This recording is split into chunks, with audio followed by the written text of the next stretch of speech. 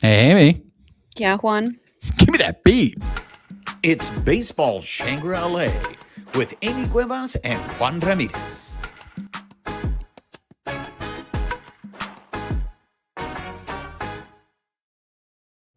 What's up, party people? She is Amie Cuevas. I am Juan Ramirez. You are listening or watching Baseball Shangri-La. If you are listening to us on the audio portion of the show, please make sure you're subscribed to the podcast, rate us, write us a review, help spread the word about the show. If you are watching us on YouTube, make sure you're subscribed to our YouTube channel, hit that notification button, give us a thumbs up, leave us your comments. We love engaging with you. And most importantly, make sure you're following us on social media on X at BB Shangri-La, on Instagram, YouTube, and Bluesky at Baseball Shangri-La. Amie, ¿cómo estás? Hey, long time no see. Long time no see. This is our year-end episode. This is the last episode of season 2, ladies and gentlemen. The last episode of 2 seasons of this program. This is where I would like to thank all of you for tuning in, our regulars who keep coming back, and our the new people who discover us. So welcome, and I guess I don't know. We'll leave everybody as a cliffhanger to see if there's going to be a season 3 of Baseball Shangri-La. Amie, what do you think? We need a cliffhanger? We need Well, a Sylvester Stallone? That was that movie, right? Hi! Look at Amie. Look at Amie making the Stallone. See, Amie is a secret Stalloner, but she just won't admit it. I'm not. Was that the one where he's hanging on the on a cliff? No, wasn't there like yeah? Oh, no way. Yeah. But wasn't there like a rope between like the two cliffs and somebody not to spoil it for anybody? Oh. Well, it was beautifully parodied in Ace Ventura 2 when nature calls. So the monkey, and then he ended up in a monastery. I didn't have this on my bingo card, Amie, that we were going to start the show with a Stallone reference. I think. Well, I blame it on being heavily medicated. We will see how far we get into this show. I am coming off bronchitis, so I promise I will do my best to mute so that you guys don't have to hear me coughing in your ear. But we're gonna make it through, right, John? I got bronchitis. See, that's good. Emily and John. I like that. See how quick you are? I love that. Well, didn't you? You did get another Christmas card, right? I did get another Christmas card, ladies and gentlemen. This one wasn't from Emily. This one was another one that was directed to me, and this one is John. And this one was them continuing the bit. So, Amie, I think what has become obvious is for the foreseeable future, I'm going to continue to get Christmas cards addressed to John. I just have to accept it now. I mean, Jose Ayala had some questions about that. I was able to clear them up when he messaged me on social media, so we're good. Exactly. So before we start off on the show, point of privilege, Amie, we are through the holidays. We got one more holiday. I'm going to say this, Amie, this holiday season has been rough for our viewers, our listeners of Baseball Shangri-La. The day before Christmas Eve, my tío Miguel passed away, who was a big supporter of another one. Who was a big supporter of me and anything I do.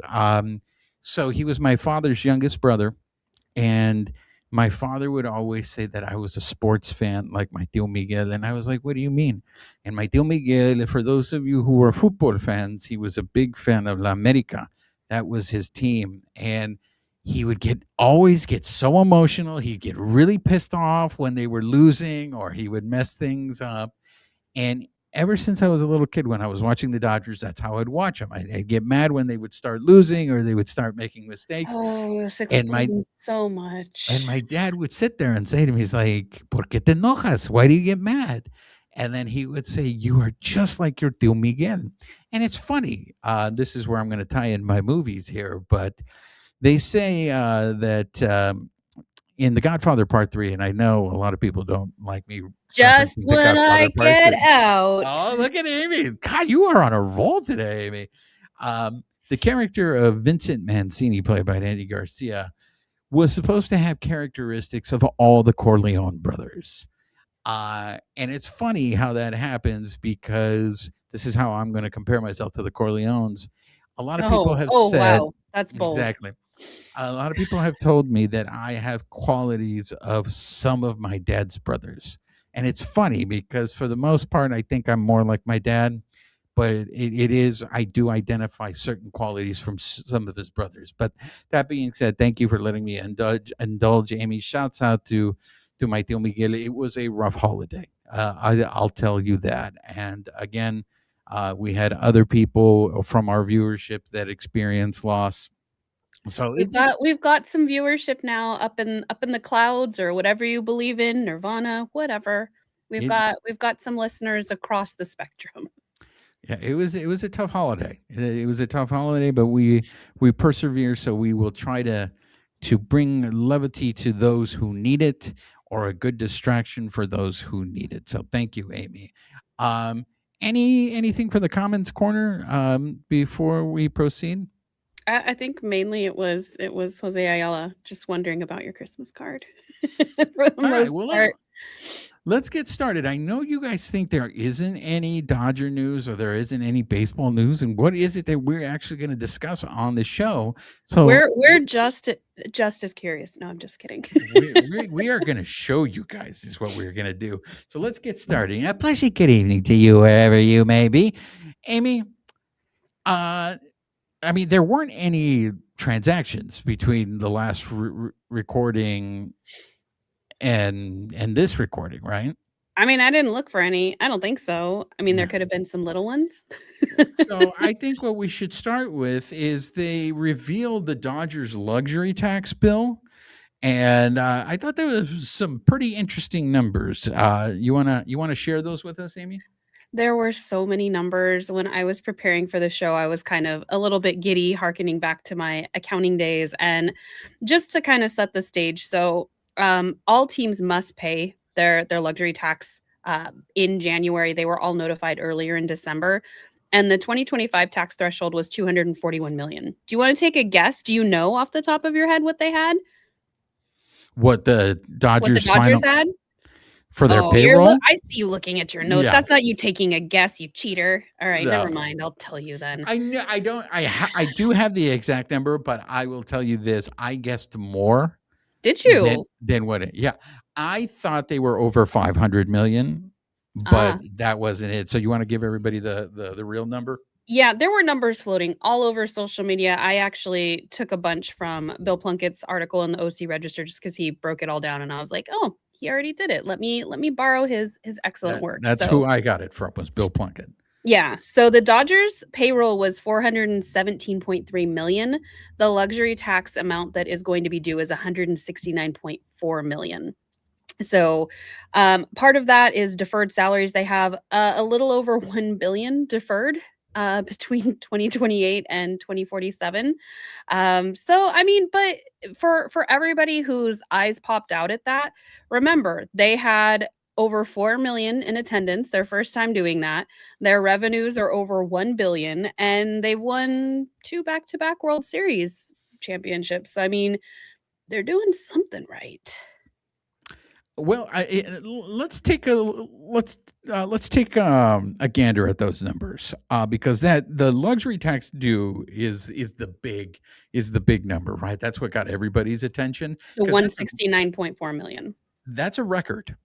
That Mhm. the no team, and this is the fifth consecutive year that the Dodgers have paid into this luxury tax. So And they have exceeded the CBT threshold 10 times in the past 13 seasons, and then including the last 5 consecutive years. Yes, so So for me, Amy, the rest of the league should have sent the Dodgers a very nice Christmas card and thank you for their Christmas gift, because the Dodgers just gave the rest of the league almost $170 million.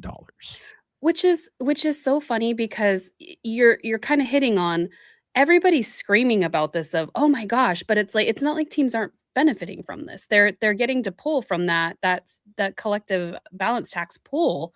And you still have like the Mets, they were at 341.6 million. You've got New York, the Yankees at 318. So yeah, the Dodgers did spend quite a bit more, but they're putting it back in the team, as we've already said in other episodes. What I did think is funny, and I think people are gonna take this kind of out of context, is Of that 169 million, it's more than the total payrolls of 12 teams, including playoff teams like the Guardians, the Reds, and the Brewers. Bill Plunkett had written, and I was just like, people are going to grab onto that and just hold on and be angry, except for the fact that these people are still collecting from that pool. So I just And the reason why I think it's important, because a lot of these people don't care about this stuff. They just care about wins and losses and the play on the field. They could care less about all this money, right? But I think the reason why it's important is I really hope, because the CBT is up at the end of the 2026 season. I really hope, and Bill Plunkett made it really easy for everybody, that everybody who talks to the media, every time they go on shows, and I'm assuming this is in terms of players or people representing the players union, they are making sure they are repeating these numbers to get that narrative, because it is real clear the narrative is the Dodgers are bad, the Dodgers are ruining baseball, and you're going to keep hearing that, especially if the Dodgers do the impossible, which is three-peat. I think it is very important to constantly repeat they are giving the league almost $170 million. We saw in a separate article the profit, as Dave Roberts likes to refer to them, as the bottom feeders. Again, I would be like a broken record, and every time just go out there, how are they spending the money, or what are they doing with the money we're giving them? that and here's the thing. So this was another little nugget from Bill Plunkett's article was LA has exceeded multiple years in a row, and this year by 60 million alone. So they're paying at 110% rate.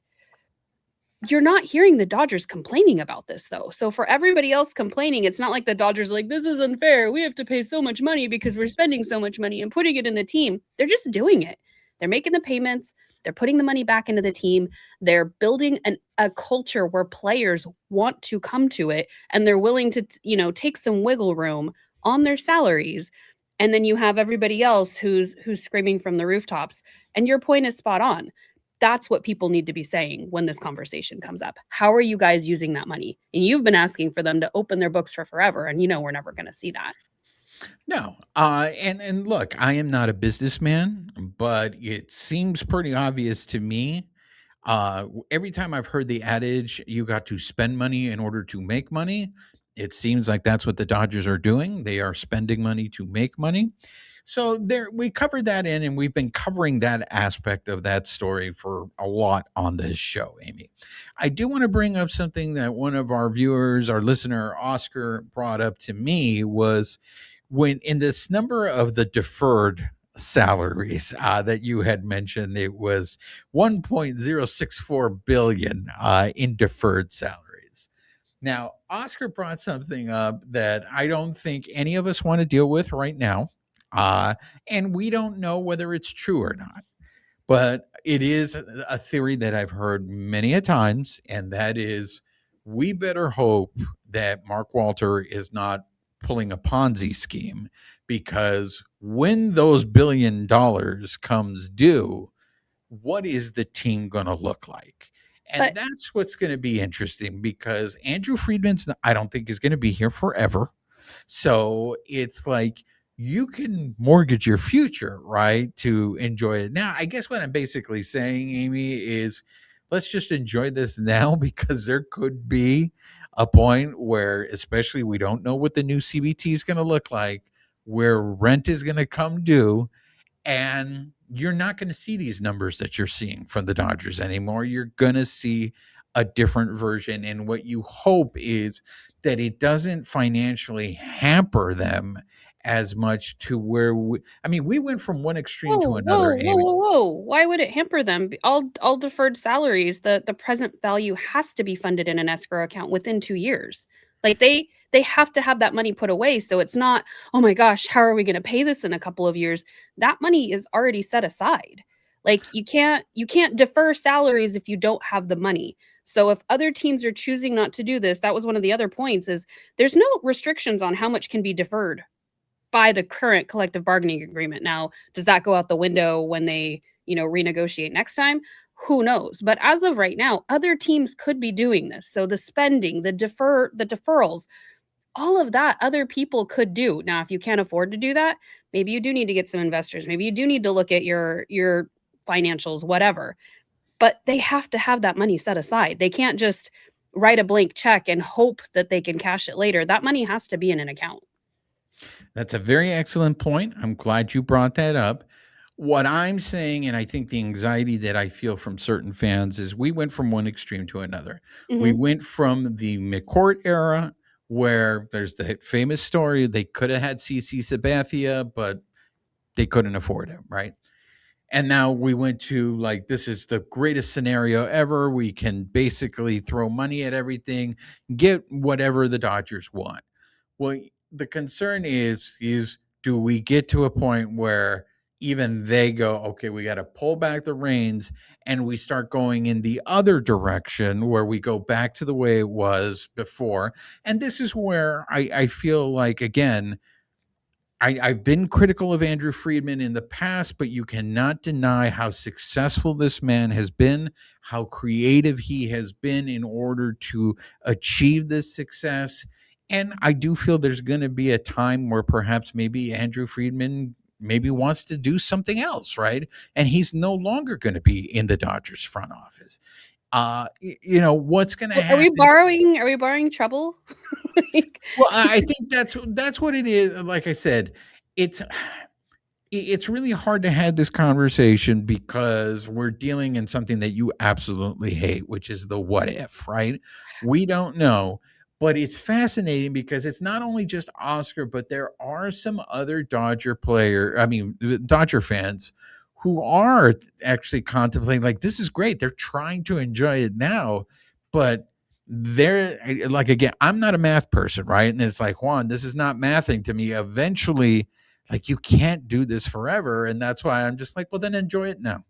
Enjoy it And now. that's what I would say. Like the what is the adage? This too shall pass. Good things, bad things, whatever. I think it's an even more ever present reminder of enjoy what's happening right now because nothing is promised. You, case in point, your holidays. Your holidays were supposed to be very different. So were some for some of my close friends. Enjoy it while you have it. Don't borrow trouble from the future because we can't control it anyway. If we think too far into the future, there's nothing we can do. And could it happen?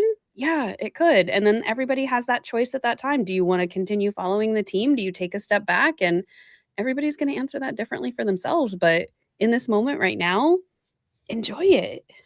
I'm going to make a Christmas Carol reference because I'm in the Christmas spirit. I'm very lucky that I get, sometimes at once a week, if not at least 2 times a week, get visited by the ghost of Christmas present, and that is in the form of Amy Cuevas. Amy is a constant reminder to me about, living in the present and trying to enjoy it. And it is, I, I hate that tragedy is the thing that always brings me back to this level of perspective, Amy. But there are times where being labeled the Prince of Darkness, or people like constantly like, do you even like baseball, It's bro? a heavy mantle, right? Yeah, then I sit there and I go, you know what? Like I've been thinking a lot about the World Series, and now it's really starting to soak in particular those games 6 and 7, how exciting they were. Yes, they were super stressful at that time, but now I have those memories of those particular games and how crazy they were and how unique it was. And just like It was a razor's edge in, like, almost every facet. exactly, you can go back and I'm just like, you know, this is what baseball is for a lot of people. I don't know if you saw Mookie Betts was making an appearance at a Costco where, and did you see the lines of Yeah, people like, okay, now Amy, I for would his never, new I think it's new tequila, right? yeah, Amy, I never would do, I would not wait in that line. I wouldn't. I'm not a line person, so I'm just like I'm like, I feel so bad, and because I don't. I saw this video and it was really heartbreaking. And this is where I'm going to shout out to our wrestling fans who view this show and listen to this show. This guy shared this video where he stood in line to get an autograph by Ric Flair, and he paid. He paid to get an autograph from Ric Flair. And he gets up to the front of the line and he starts talking to Ric Flair. Ric Flair doesn't even look up. Ric Flair doesn't even engage with the guy. And the guy afterwards is just like, I don't care. I'm still a Ric Flair man. But you could tell, fan, but you could tell that he was kind of disappointed in it, right? Because this was his favorite wrestler. Here he gets a chance to meet him. And it's like, so because I think there's a part of me in that is always afraid of that. They always say, don't meet your heroes. Hmm. That's kind of why I don't want to go to these things anymore. I've been very fortunate in my life that I did get to meet some heroes of mine, and they didn't disappoint me. I got to meet Fernando Valenzuela. I have one of my favorite pictures ever, and it's one that I will keep in my memory, and that's the maestro Jaime Jarrin putting his arm around me and talking to me like I'm one of his children. And Didn't I get that picture of you? yes, you did. That's because of you. I got that picture because of you. But so I'm lucky in that sense, but I also, and I don't blame these people, right? Because these people are human and you may catch them at the wrong time. And because you caught them at the wrong time, now you have this memory of them for the rest. What I'm trying to say, Amy, is the ghost of Christmas present is that I'm going to try to be less Prince of Darkness and more like, I know I say this, I feel like I say this almost every episode, and then I have a relapse and I just end up being this miserable person. But No, I I feel really like you think, have made progress, and it's all about baby steps. So but I do. And that, I mean, this is going to segue into our favorite moments of the year for the Doyers. But it's one of those things, Amy, where I'm just sitting there going, yes, there is negativity out there, but we have the good stuff with us. And we have the good stuff that we can always go back and pull out of the well, and we can relive it. and I think that's where I don't wanna make it that I'm this perfect, positive person all the time. I think part of my viewpoint comes from, uh, I've had we've alluded to I've had some rocky stuff in my past. That just makes me appreciate the good stuff more. It doesn't make me wanna live only for that because that's not realistic. But I think even in baseball, that's something that me and my friend group will talk about a lot is there might be a loss, like, maybe we lose a game or something, but there's still like, "Oh, man, but did you see, like, that play that Miggy Rowe made or so and so made?" Or, "Oh my gosh, that other thing." Like, it's not that just because they lost the game is a total wash. There's still beautiful moments in there, and I don't know, that's the stuff that sustains me because this I just think this game is so beautiful that I spend, what, 10 months of my life, 9, 10 months of my life, like, eating, sleeping, breathing it. It just I don't know. I think it's a beautiful thing. I mean, since we're going into the new year and it's the time of New Year's resolutions, I think that's mine is to try to just have a little more fun and just really enjoy things and not get so caught up in it. So that being said, Amy, do you want to? Now I know you don't want to do a countdown of your favorites, so we're not. At least I I don't mean, have these you numbered. can if you want. I just have things that made me happy. Yeah. So why don't we do this? You want to go back and forth? You do one, then I do one. Sure, we could do that. All right. Are we covering Joe Kelly later? Yeah. Sorry that I just saw that on the rundown, and it's okay. You We'll know, just we'll just plot we'll twist, ladies and gentlemen. Plot twist. Hey, guess what? After this, we have something else to talk about. Shocker. Exactly. Not super vague at all. Did you wanna start? Yeah, I mean, I can start. I guess I'm gonna. This is not in chronological order, but it may end up being in chronological order, Amy. But I have to start with. I mean, first of all, this season was really long. It was extremely long, and that was because they reported to spring training early. But I'm gonna start off with Japan. I think that Tokyo series was a very big deal because I know that there's this adage that I don't know how many times I've been hearing this baseball is dead, like nobody cares about baseball. And in this year in particular, Amy, I just don't see that. I feel like the game has grown in so many ways. Like you saw the ratings in the postseason, but seeing how the people in Japan reacted to seeing the unicorn, seeing Yamamoto, seeing Roki, and seeing those games, I just it was so great to be like, what I saw was, wow, those people love baseball just as much as I do. And I know that some people like they don't like these international games, but this is like an international sport. And what's also crazy is go back and look up the history of baseball in Japan. Like there was I saw this movie, shouts out to Akira Kurosawa, one of the cinematic masters, a movie called Ikiru.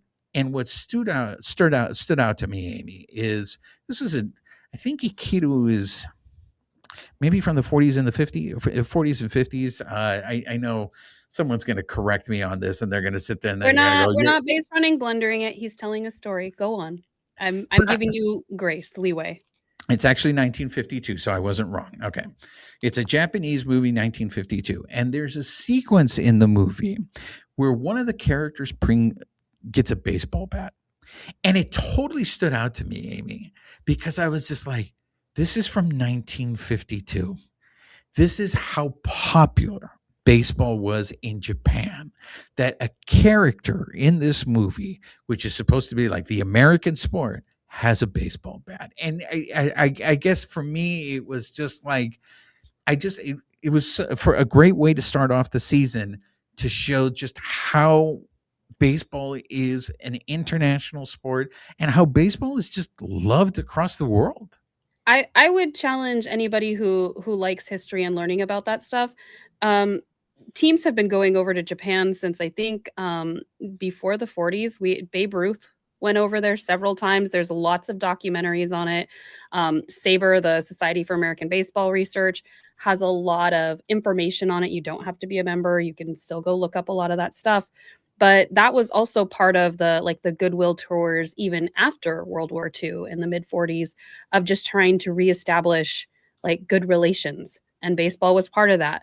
A lot of the people who were interred at the internment camps in California and Arizona, the Japanese internment camps, when they were in prison there, a lot of them played baseball. So there's a huge history of it. It's just, I think sometimes we have a very narrow lens of things in America, and we don't realize how far-reaching certain things are. But there's a lot of history there if people are willing to kind of go and look it up. What about you, Amy?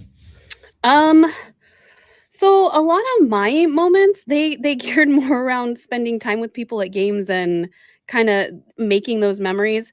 I will say though, one of the big highlights was Miguel Rojas and Kike Hernandez pitching. Like seeing Miguel impersonating Roki, Kershaw, all of those guys on the mound, and then Kike making his debut with the pitching helmet.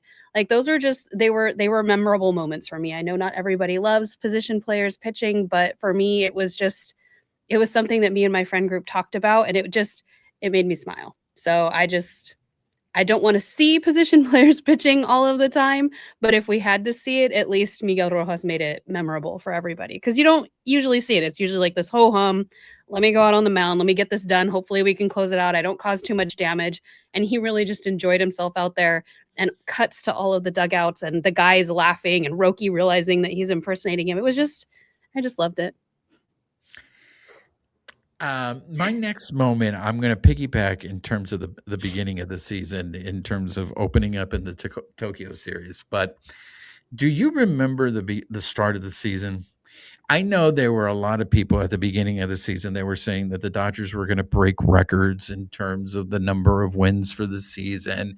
They're going to win 162 games. Exactly. And there was a part of me that was just like, look, it's just not going to happen. There's too many factors, health being the primary one. But do you remember they started 8-0, and you were just sitting there going, man, maybe this team really is special. Like that start of that season with them going 8-0, going, I know they're not gonna I was like, I kept telling myself they're not gonna set the record. They're not gonna set the record.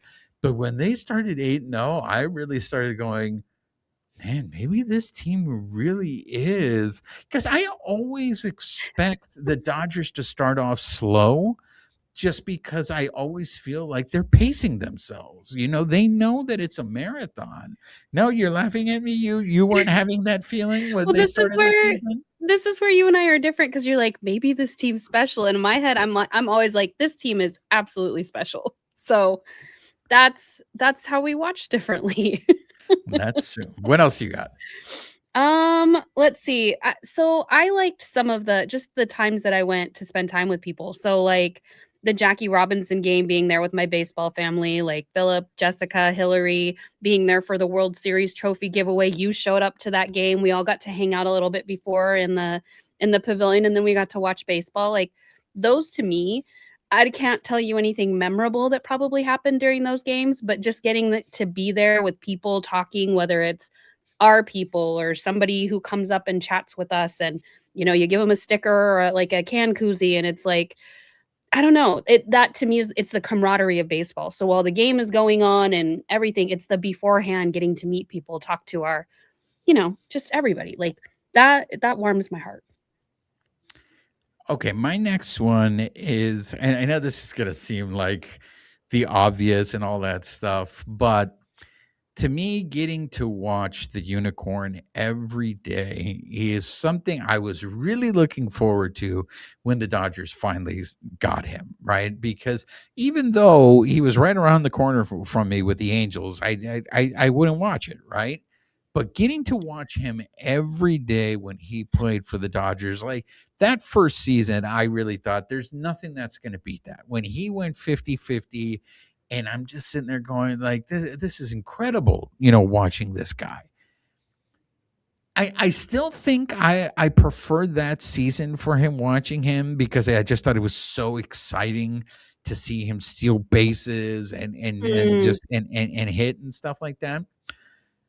But this year, seeing him pitch and seeing him do the stuff that he does, I don't know, Amy. I think maybe I'm taking his second season for granted, but for me, my favorite one of my favorite moments of this year is getting to watch that guy play every day, and for the first time, getting to see him pitch in a Dodgers uniform. Well, and the two are not mutually exclusive. You can love both years for different reasons. I give you permission. Thank you. I appreciate that. I'm gonna go with an obvious one, but more for selfish reasons.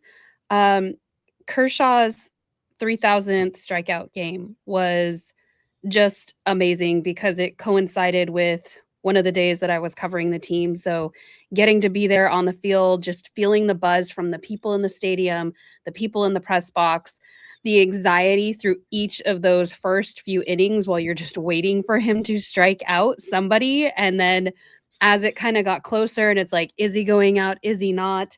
And then seeing him do it, being in the stadium, watching everybody just have that moment, which I'm sure people at home watching, like they were able to see it in a different way. And then selfishly getting to ask him a question during that post-game presser on such a historic day was just like, it was just magical. Like the whole day. Amazing.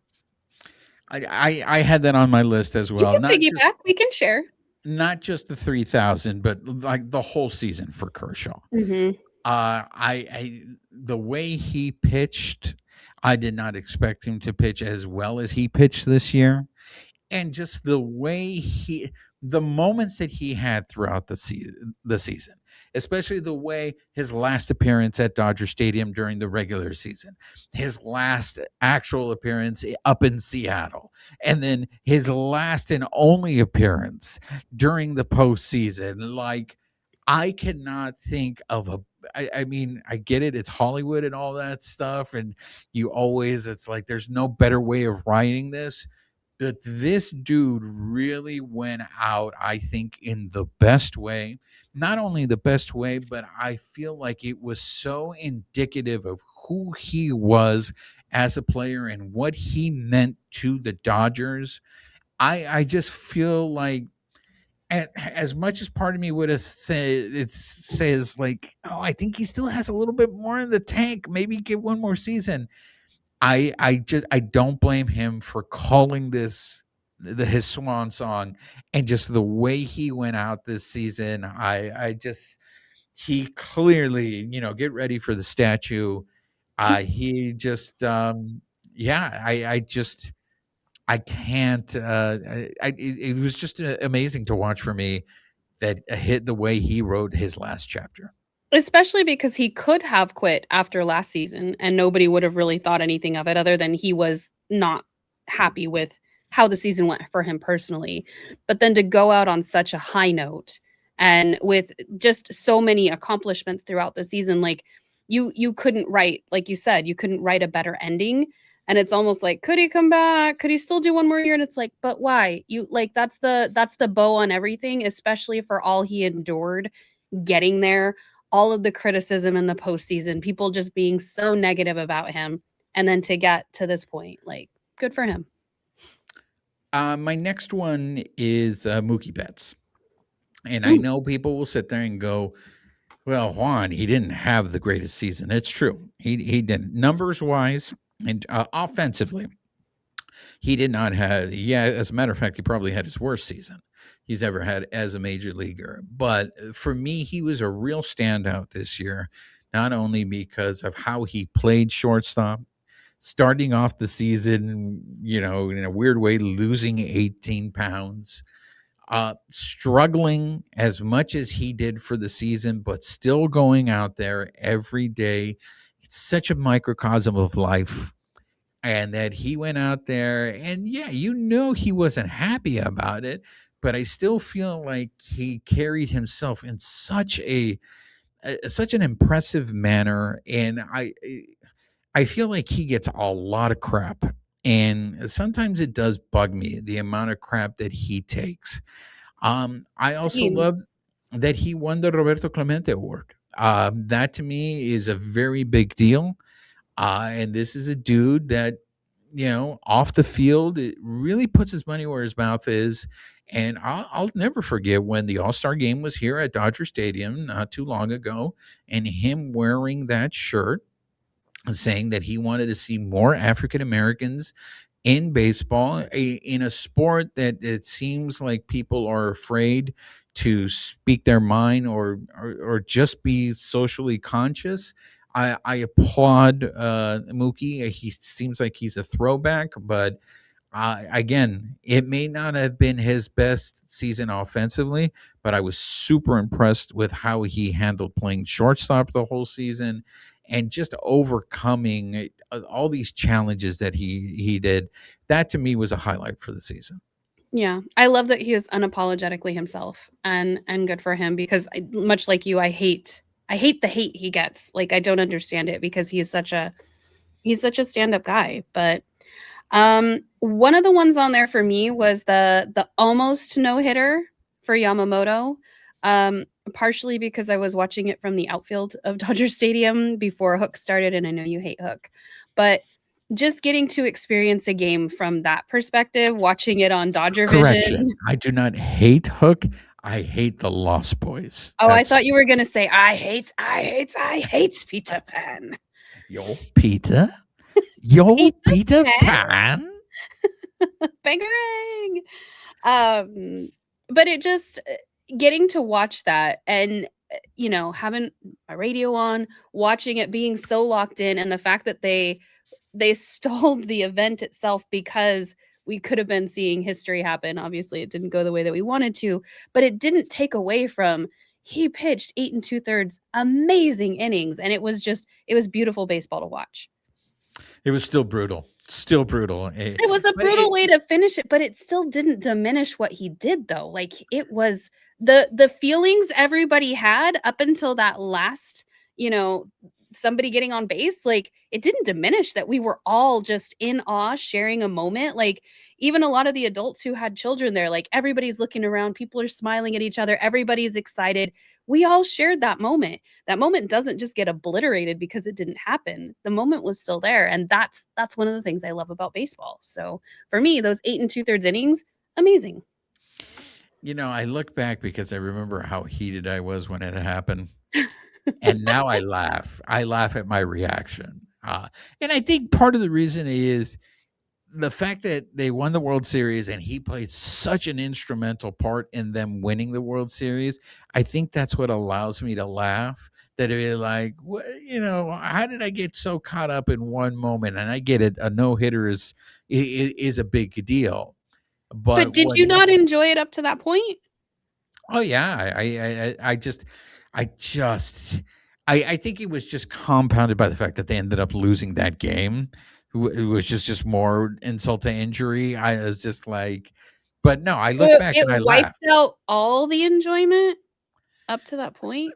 I mean, like I look back Oh. at this show and there are individual moments, but honestly, I have one more regular season moment, but really a lot of my moments for 2025, Amy, is the postseason. Mm. I mean, those are the moments that really stuck with me. But yeah. Okay. Okay. I So guess this is go oh, ahead. well, I was just gonna say I have a spring training moment, but again, it's not really a moment. It kinda leading into the postseason, just how these guys came together in the beginning to make it all the way to the end.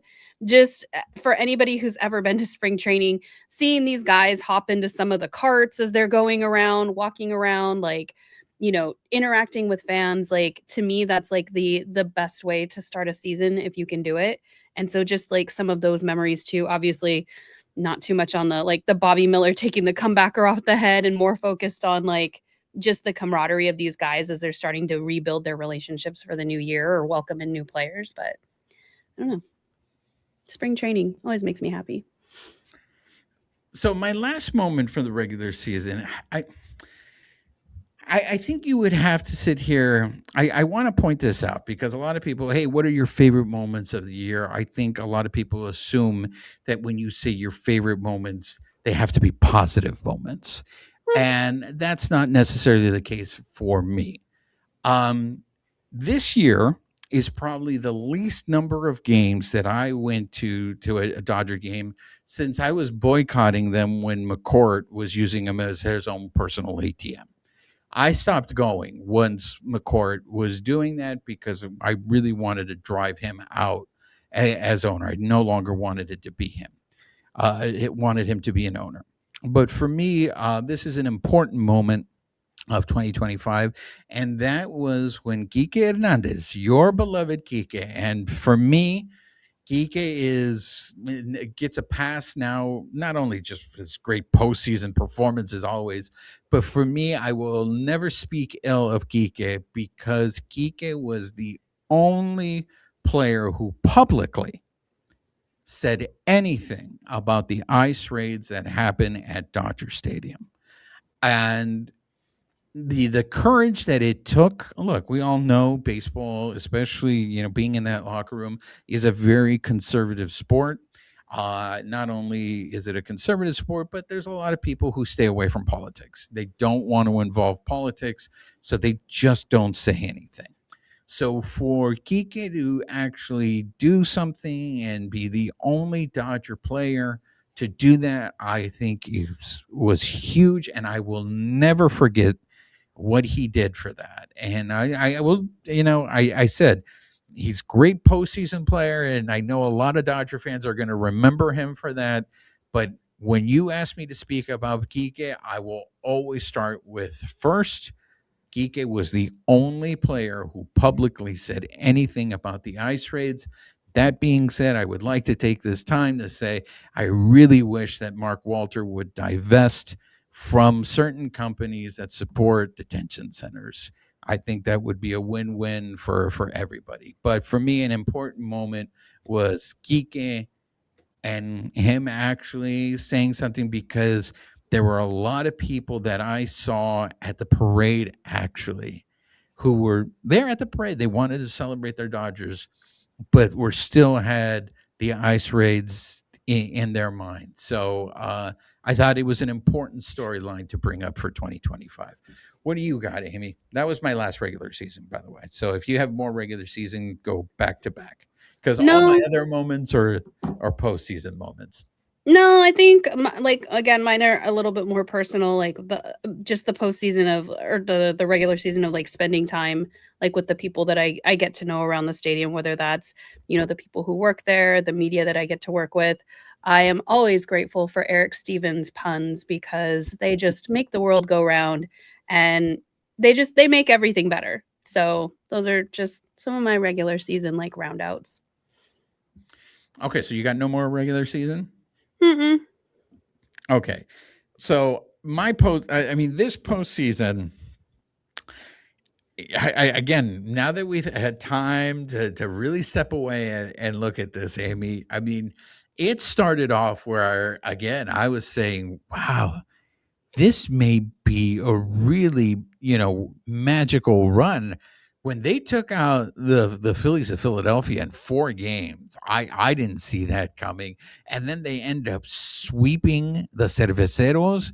I was like, wow, then they really could be that team that we thought in the beginning. This is going to be a record-setting team. Like, and the reason why, Amy, was how good that starting pitching was Mhm. during those 2 series. We all were sitting here dooming and glooming that it was the bullpen that was gonna do them in. It was gonna do them in.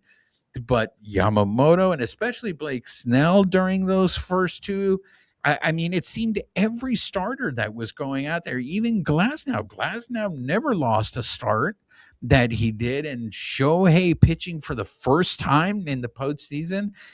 That starting pitching run that they had up until the World Series, it was just something I did not expect, but I thoroughly enjoyed, Amy.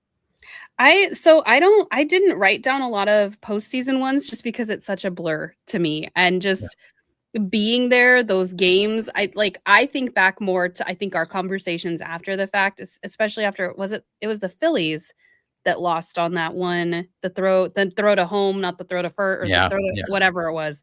I can't even right now because my brain is like I said, I'm heavily medicated right now.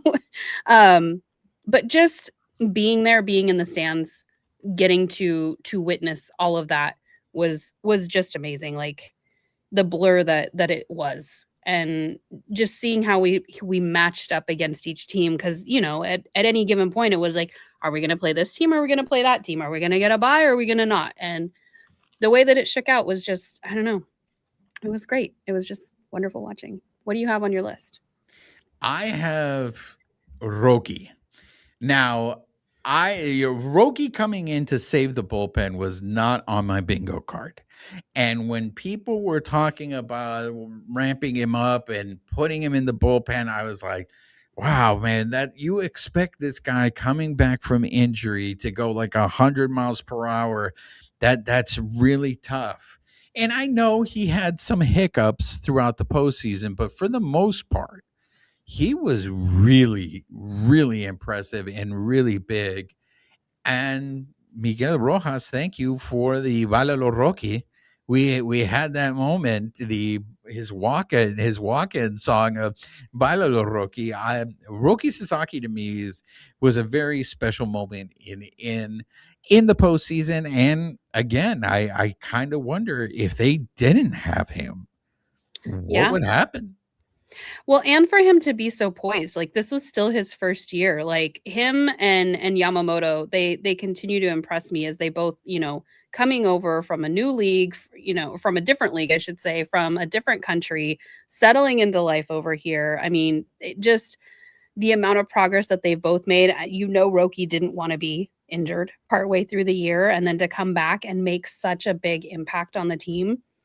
Just again, like, all I can say about the postseason is just amazing, because who would have thought it would have unfolded that way? I got 3 more. How many more do you have? I'm just gonna piggyback on yours, 'cause my World Series stuff mostly is just, like, it's more, like, personal stuff, or just being like, "Yeah, that happened." Okay. To me, it's that game that a lot of people are saying was maybe the greatest performance we will ever see, and that was the Unicorns' performance in the NLCS against the Cerveceros. That game 4, where yes, okay, the home runs and especially that one that he hit out of the stadium. I mean, the offensive part of it alone is like something that you'll never forget. But this is where I remind everybody he pitched that game. And Uh-huh. not only did he pitch that game, he pitched shutout innings in that game. So to Wasn't it me, 6 shutout innings, if I'm 6 not shutout mistaken? innings. So that is one of those things, Amie, where he struck out 10. He struck out Mhm. 10 and across 6 innings. But that is one of those games that I think we will be talking about for a very long time because of that performance. And we are going to be those people that were like, we got to see it. But you actually were actually at the stadium for I that game. was, So I was, yeah. That was amazing, and for some of you who don't know, there is some Japanese media that their outlet will require them to jog out and find and interview whoever caught the home run ball.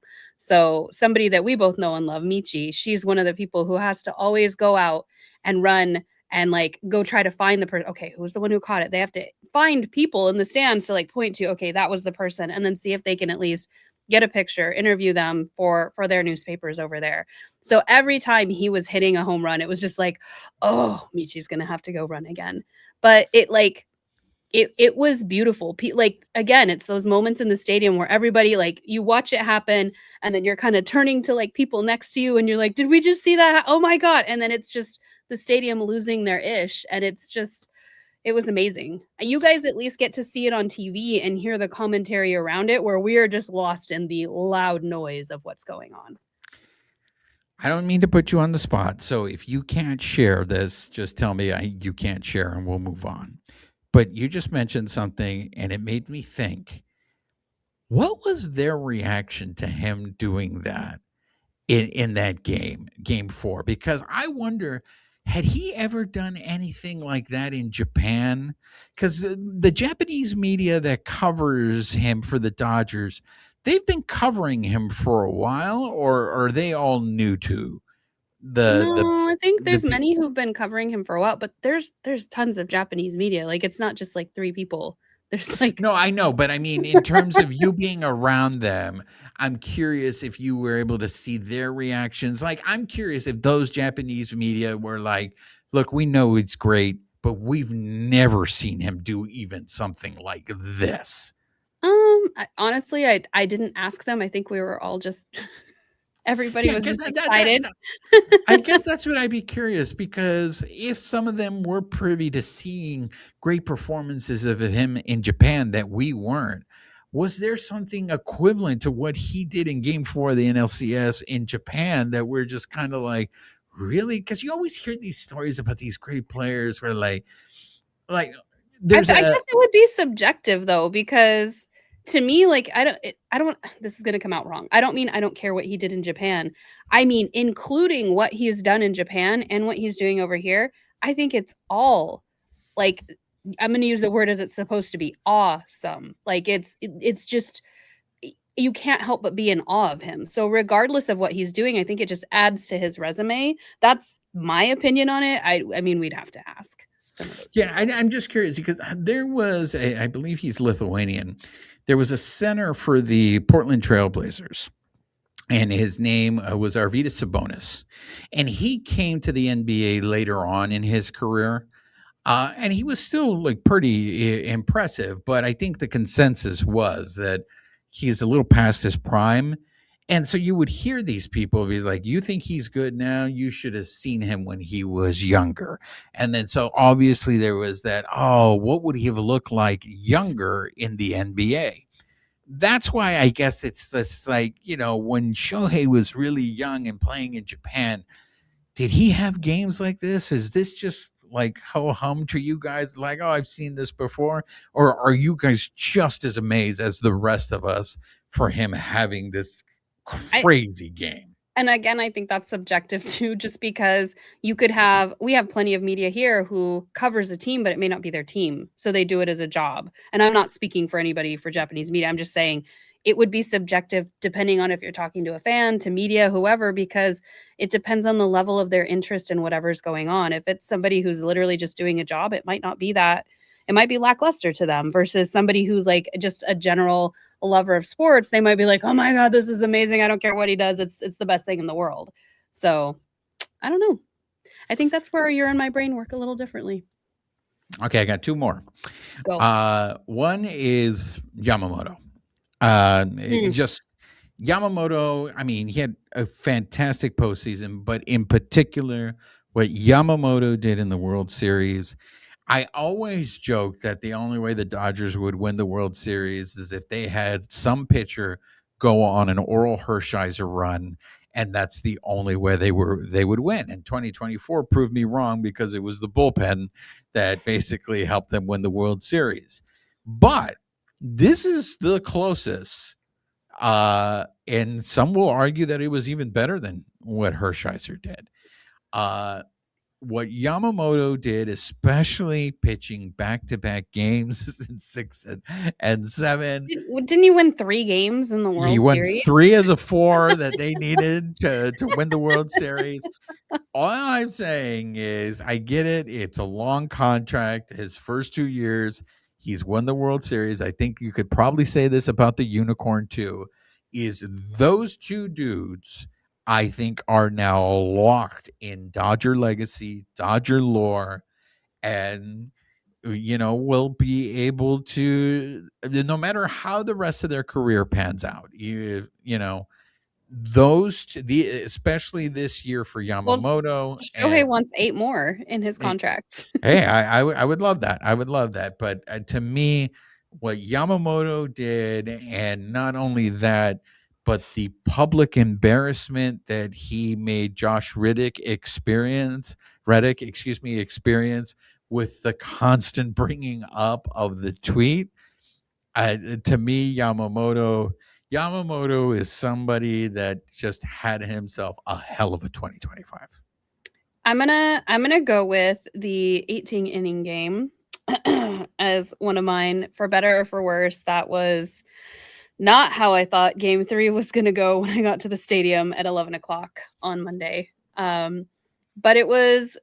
I feel like we all went through a battle of attrition just to get to that 18th inning, and the way that it was won, like Freddie Freeman always like kind of locks in moments as we've seen the last 2 years. But I think that game there were so many facets. The amount of innings that we all watched, that we collectively slogged through, the pitching as well. I ended up, because I was working, I didn't need to use my ticket. So one of my good friends ended up getting to go and watch the game and didn't realize that she was going to be there for 18 innings. So getting to just see my friend in the stadium, see all of this going on, be there for 18 collective innings, and then to see how it played out, just, I don't want to go through 18 innings again, but it was 6 hours and 39 minutes of baseball, of you don't know what's going to happen. Anybody could have taken that game, and we happened to be the ones who took it. So, well, if you believe in numbers, you won't have to experience that for another 7 years. So. Yeah. Could we just not? I mean, we've done 2 already. We have 2 of the longest postseason games, and like, I'm good. Not even postseason. I think they both were World Series games. Yes, they were both World Series games. Oh God, both at Dodger Stadium. And both Game 3s. Oh, were they both Game 3s? I believe. Okay. Somebody checked me on that. I believe it was both Game 3s. Both 18 innings, but the other one was 7 hours and 20 minutes. This one was 6 hours and 39. So. Okay, so my last one is both the memories of games 6 and 7. Yes. Those are the one. I know I'm cheating by combining them, but hey, it's our show, our rules. I feel like those moments, because there were so many moments, and you could literally, I think, make a top 10 list just out of the moments for both games 6 and 7. So 100%. That's why I'm lumping them together. That's why I Uh, didn't put them on my list, because I was like, how do you pick, like, from each of them? Like, it is just a collective jumble of, "Oh my gosh, you guys are amazing." Game 6 is very special to me because I saw it in East LA, projected against the water tower on Halloween night while people were trick or treating, and then they would walk in the middle of the street and stop and watch the game. People were driving and they would stop to watch the game. It was truly a sense of community. So I will never forget that moment. And of course, from Game 7, the drama of Game 7, but Miguel Rojas hitting that home run in the ninth inning was just it was one of those, like, baseball is crazy, or like some people like to say, baseball stupid. It just doesn't make any sense. But it for me, Games 6 and 7 is probably my top memory of the 2025 season. I would agree, just in that, like, mainly because there were so many moments. Will Smith's foot coming off the bag, but getting back on in a split second.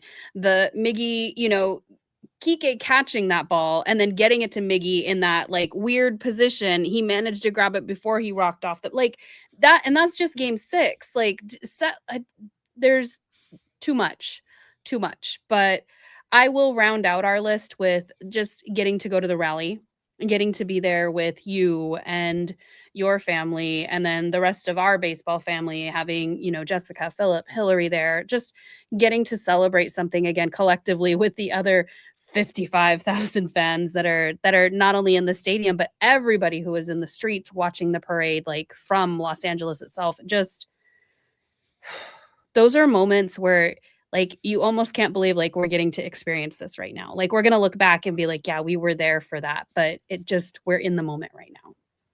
Yeah, what's crazy is when I look back, Amy, I feel like Will Smith doesn't get enough credit for hitting the game-winning home run in Game 7 of the World Series. I feel like everyone talks about the Miguel Rojas home run, and it's like, Mhm.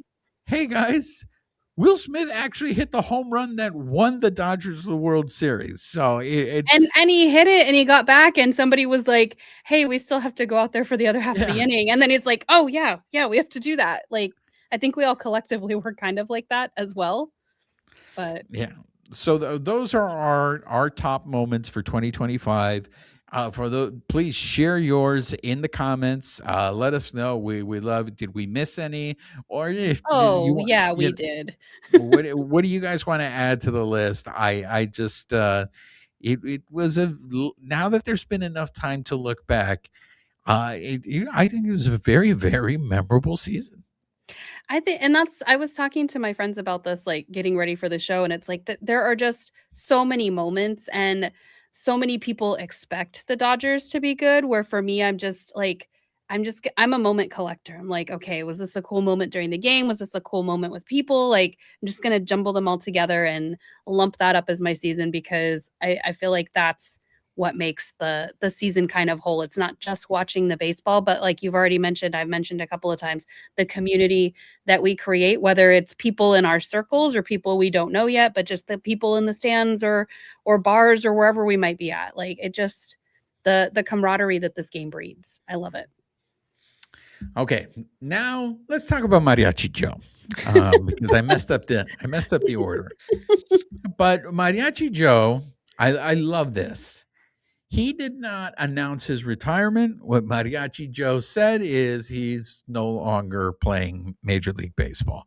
Did you hear his rationale as to why he doesn't use retirement? Yeah, so it was interesting because I don't think he even announced necessarily that he was done. He was talking to Rob Bradford from Baseball Isn't Boring, and Rob had been asking him, like, "How you feeling?" He's like, "I feel good. I feel great. I'm not pitching right now." And Rob is the one who brought up, like, that's as close to a retirement conversation as we've gotten, and then that spurred the whole conversation. Yeah, and for Did you want me those, to encapsulate it? 'Cause if you can, in case okay. people aren't familiar with the quote, do you have the quote? Yeah, so a couple things lead up to it. So basically he was saying that saying that it's somebody's retiring a player, it's disrespectful. Working people deserve to retire. He said athletes stop playing. So we should just say congratulations, you're not playing anymore, and no more of this retirement BS. So basically, like, players just stop playing. So I'm sure you can put it into more colorful words than what No, I said. I think it was perfect. I totally agree with what he said. So I wonder how much longer the mural is going to stay up. Now that he is no longer Forever. I mean, why would you take inside it of Dodger down? Stadium. Why You think they're not? going to keep? I mean, No. I don't get to make those decisions, but I don't see why you wouldn't keep it up. He is a fan favorite, and that just those moments alone, him wearing the mariachi jacket, but also what he did during the pandemic to Carlos Correa, like, he will live on in Dodger infamy. Like, I don't know why you would get rid of it. People love that wall. Yes, I do agree with you that I think probably in the end he will have a more favorable opinion amongst Dodger fans. There will still be some Dodger fans who will point out he's the guy who broke Hanley Ramirez's ribs. And if we had a healthy Hanley Ramirez, how far could the Dodgers have gone that year? But it's a what if, and you hate that. I was just gonna say, did we cross over into Shoodland? Exactly. But hey, congratulations. He had himself a hell of a career. And I'm curious to see if he will make a foray into being one of those people who covers the sport, not necessarily through a podcast, but maybe joining post-game coverages. He would be great. To me, he's like the Roy Kent of baseball. So, like, for anybody who watches, why am I blanking on it right now? Ted Lasso. Ted Lasso. Thank you. Like, when you see those episodes where Roy Kent's doing his commentary and they're kind of like, it's a little more colorful than they thought they would get. I could see Joe Kelly doing something like that. Andrew Heaney also announced he would be stopping playing if we're going by Joe Kelly's logic. Andrew Heaney's no longer playing baseball. Andrew Heaney is done. He's retiring. If you say it 3 times, does that mean Joe Kelly will appear? I guess. I mean, Andrew Heaney obviously does not have the same track record in a Dodger uniform as Mariachi Joe. Look, there's a lot of players that have played for the Dodgers that you're just like, oh, you played for the Dodgers? Oh, yeah, that's right. Twice. But congratulations to him. Yeah. I mean, yeah. Like a change is part of the sport, right? It is, but it's always sad when it's a little like it's an end of an era, even if that era is one player and their bravado. And I would be lying if I didn't say I was really hoping we'd get to see Joe Kelly suit up as a Dodger at least one more time before he stopped playing. So I'm a little bummed. Happy for him. You don't think maybe they would do maybe what they did with Matt Kemp? No, I wanted to see him legitimately play. The Matt Kemp day was great. We got to cover that, but like you were still covering at that point, weren't you? We were there for that. But I wanted something more tangible as him as a player. So speaking of an end of an era, this is I want to give a shout out to the beat writers. Because they cover the team, and a lot of the stuff that we talk about is information they got, and at least on this show, I think we try to do our best to make sure we give them credit, for coming up. I know there's a lot of times where other people will run with it like it's their own reporting, and it's just like, hey, come on, man, we all know who really who reported that. And I think we try to do our best to source where we can, because we never want to take somebody else's information. Obviously, news is news. It gets diluted across social media, everything. But where we can try to provide sources, we do. Yeah, but Jack Harris and Dylan Hernandez have left the LA Times. They have joined the brand new California Post, and it looks like Jack Harris will be covering the Dodgers for the California Post.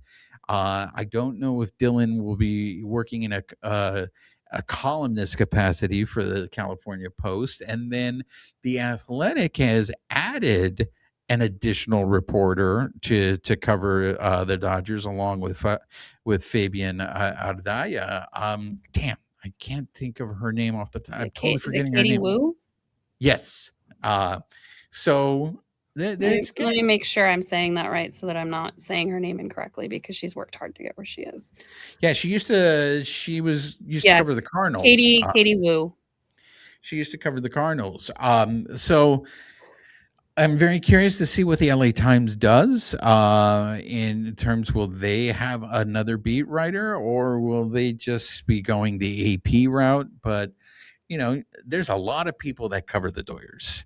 And one of them is the person I'm speaking to right now. So, yeah, it's you, Emily. So, Who's Emily? so there's change. There's all like things changed, and the only thing that's constant is Doyer baseball, ladies and gentlemen. So I have to say I have been going through withdrawals from being at the stadium so much over the season to not being there at all, and it's I'm getting a little itchy. I need some baseball. That's right. So since you're getting a little itchy, that's going to lead us into our last topic, and that's we got some WBC updates. One of them is that I don't know if this comes as a surprise to you, Amie, but Mookie is not playing in the WBC. He played last time for the United States. Were you surprised that he didn't play in this year's tournament? No, I think because he's kind of coming off a rough year. I'm assuming he probably wants to kind of be at his best before going in, and you don't want to overtax your system after what he just went through. So, I mean, if he needs the time off, good for him, because these guys, they do need to have a little bit of a rest. If they want to play, I get it, do it, but some of us are not getting any younger. So Yeah, for me, I wouldn't blame if none of the Dodgers played in the WBC because of the amount of baseball that they've been playing the last few years. Will Smith is still going to play for Team USA. It's still up in the air whether Federico is going to play for Team Canada. And it's up in the air for Yoshi if he's going to pitch for Team Japan. The unicorn is going to be there because the unicorn had a great moment in the last WBC. So he really believes in it. And I think it's really important that the unicorn, for the growth of this tournament, which I love. Well, and getting to represent their countries is so important to these players. So I mean, I totally get it. Like, people want to be there to represent, the country that they came from. And this is for one of our viewers from a couple episodes ago when we were talking about the withdrawals that we had from baseball. Sloppy Tommy was like, hey, man, there's Caribbean baseball. You can watch Caribbean baseball. There's the Cuban League. This one's for you, Tommy, and that is, you're right. The Caribbean series is extremely popular. It may not be as popular within the United States, but it is very popular, in particular with the Latin countries. And there was something that took place that I feel is it really sucks, because I think it really takes the steam out of that series, and I'm really curious in terms of how it's going to, if there is going to be any impact to the WBC, because I'm of those people who feel like that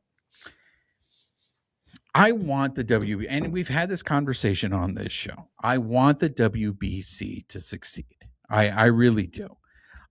So I don't want to see anything that is going to hurt it. And unfortunately, there are some teams, some countries that are not going to participate in the Caribbean series. And that's because of what's going on in the world. And I know that this is something that, we try to, we don't want to inject politics into sports. Everybody's like, keep that out, Juan. We don't want to talk about it.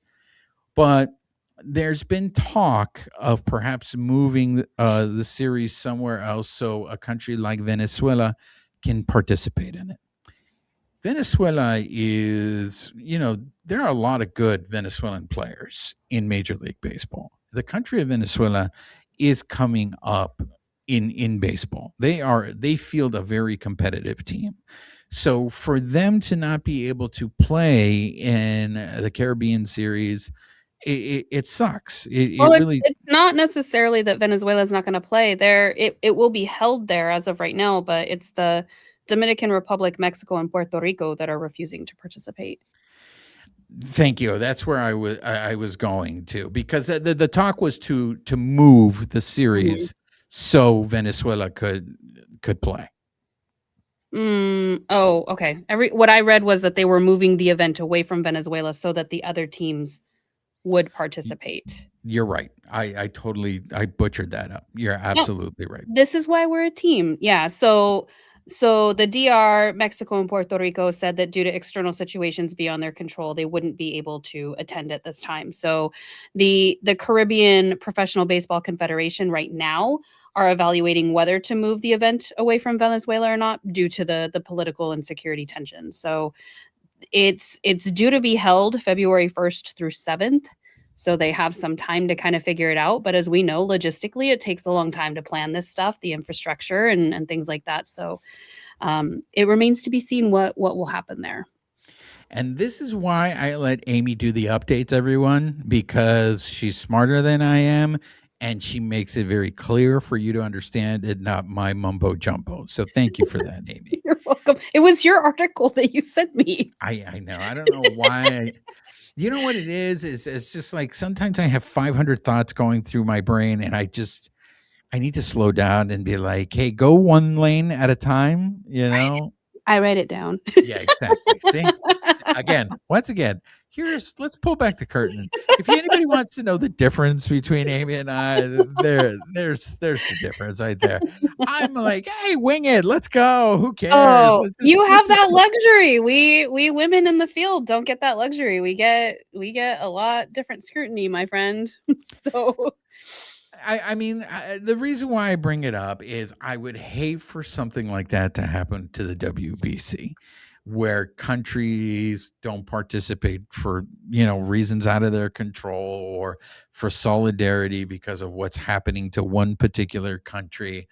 Look, it's going to be very interesting because our country hosts the World Cup in the summer. And there was talk, but in the end, I don't think it's going to happen. Of countries not participating in it because of what's going on. And it's just one of those reminders in life that as much as we try to block life out of it, it's just sports and, just follow the sports. Sometimes it's inevitable and it crosses paths. So I hope everything enjoy works it out. while we have it. Exactly. I hope everything works out and we get ourselves as good a World Baseball Classic as we did on the last one. I'm just excited to see even just the scrimmage between the Dodgers and Team Mexico during spring training. I was at the grocery store, I think before the holidays, and I had my Team Mexico hat on, and somebody was saying something about baseball, and the guy was like, "Oh, did you know that they're playing in spring training?" I'm like, "Yeah, my trip booked." He's like, "Are you going to that game though?" And I was like, "Yes." So I'm excited. I can't wait. There you go. Well, that's going to do it for this episode. Amie, do you have any last words? This is our last episode of the year. I can't believe our second year. I'm so proud of us, and I'm so grateful to all of our listeners. We did have a listener send me a message for those of you who love Lord of the Rings, especially the extended version. If any of you want to take a break from playing Jaws X amount of minutes before the new year and then having the shark explode, you can watch Return of the King, the extended version, and start at 8:25 and 33 seconds. And the One Ring will be destroyed at midnight. So Juan, are we going to do a trilogy watch of the extended version so you can see all that walking? 9 hours of walking. No, thank you. No, the I will extended version is more. I will watch the true story about how 3 men pick on the Carcharidan Carcarius, Okay. because one of the great jokes, I don't know, it was this television show on NBC that said, it's like starting Jaws an hour into the movie. If you start Jaws an hour into the movie, it's a movie about 3 guys picking on a shark. It And is. it's absolutely true. So, no, I'd rather do the Jaws one. Oh, So, see, I've already done Jaws 3, and I think I did Jaws 1 last year. So, oh you boy. know, I think there's You one for Jaws the Revenge. Maybe. you just your defense of Jaws 3 will never end, huh? Oh my god, I love it. That's part of what our friendship is built on.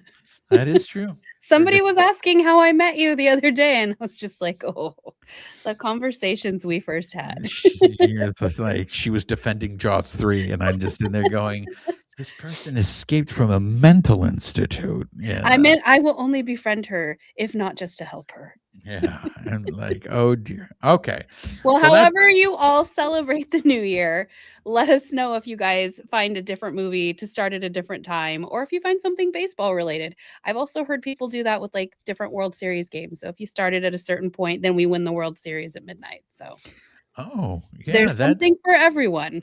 that is very interesting. I'm sure we're gonna see a lot of that Yeah. going around. So oh, and then real quick, I mean, everybody, since we're talking about movies here, it's been rough. This year we lost a lot of great artists, and some of them we gave a shout out to, like Gene Hackman. We Like, did, where are you going with this? but there were some we didn't get. I just want to give a shout out to some of the ones that we lost, because we didn't mention we lost the great Diane Keaton this Mhm. year. Baby boom. What was it? Baby boom? Baby boomers? Yeah, Baby Boom. Is that your favorite Diane Keaton? That was the first movie I ever saw her in. I think we went to Uh, the theater to see that. So for me, my favorite Diane Keaton is Reds. So movie with Warren Beatty and Jack Nicholson. I think she is fantastic in that movie. I recently got to see it on the big screen right after she passed away. Robert Redford is another guy that we lost, and I started off, I was not a big Robert Redford fan. I thought he was kind of blah. I get it, he was gorgeous, but I felt like he doesn't do anything. And then I really started, like, I think I got older and I realized that he was just a very understated actor, and that he's a really good actor. There's a movie that he did called All Is Lost, where he was older, and it's just basically him throughout the whole movie. Some people say it's like Castaway in a boat. But he was really good in that. I don't know what my favorite Robert Redford movie is, to tell you the truth. He was also a wonderful director. He directed a movie called Quiz Show that I really, really, really like. Ralph Fiennes was in that, wasn't he? Ralph Fiennes. Fiennes, yeah. And the last one, and this guy, I'm saving it because, I mean, it was tragic, but he was a big Dodger fan, Rob Reiner. Yeah. We lost Rob Reiner. Did you hear the story about what Rob Reiner did with his Dodger tickets? He had seats behind the home plate. No. I mean, So, I heard a bunch of things in the last couple days, but tell us. so when he didn't use the seats, he would give the seats to a group of widows of Army veterans that you know lost their life serving. So he would give up his seats if he wasn't going to use them, so they could use them, Hmm. which I thought was really great. But he was at Dodger games. You would see him. He was a Dodger fan. So yeah, just That a really that one hit hard. favorite Rob Reiner. Princess Bride. Okay. So the Frida Cinema, my beloved Frida Cinema, is going to be showing 4 Rob Reiner movies Okay, we need to coordinate, next you and month I. in January. Well, my wife already got tickets, so if you want to join us, just hit me up. Okay. One of them is The Princess Bride. The other one that we will be seeing is When Harry Met Sally. The other 2 that they will be showing is Misery and A Few Good Men. So I just watched A Few Good Men the other night. Hmm. Few Good Men's really good. It's You can't handle the truth. he went on. He had himself a little run there, where he was putting out bangers left and right. So, thank you for indulging me. I just realized I was like, wow, we didn't give recognition to those artists when they did passed away, and I know there's probably more that we didn't acknowledge, but yeah. Well, let's see what 2026 has in store for us, Amie. See you guys next year. So that's going to do it for this episode. For those of you that have been listening to us on the audio portion of the show, please make sure you're subscribed to the podcast, rate us, write us a review, help spread the word about the show. If you're watching us on YouTube, make sure you're subscribed to our YouTube channel, hit that notification button, give us a thumbs up, leave us your comments. We love engaging with you. And most importantly, make sure you're following us on social media, on X at BB Shangri-La, on Instagram, YouTube, and Bluesky at Baseball Shangri-La. She is Amie Cuevas. I am Juan Ramirez. Nos despedimos con un beso. Amie, say goodbye to the people. Goodbye, people.